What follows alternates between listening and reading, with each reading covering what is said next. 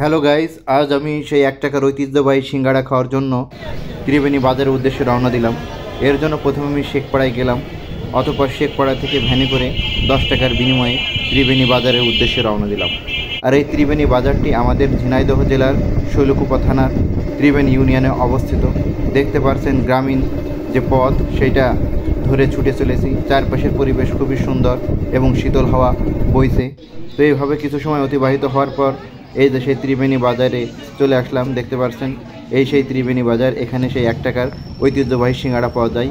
এখানে এক চাচা এবং চাচি আছেন, ওনারা সে সকাল থেকে শুরু করে প্রায় সন্ধ্যা পর্যন্তই এই সিঙ্গাড়া বিক্রয় করেন।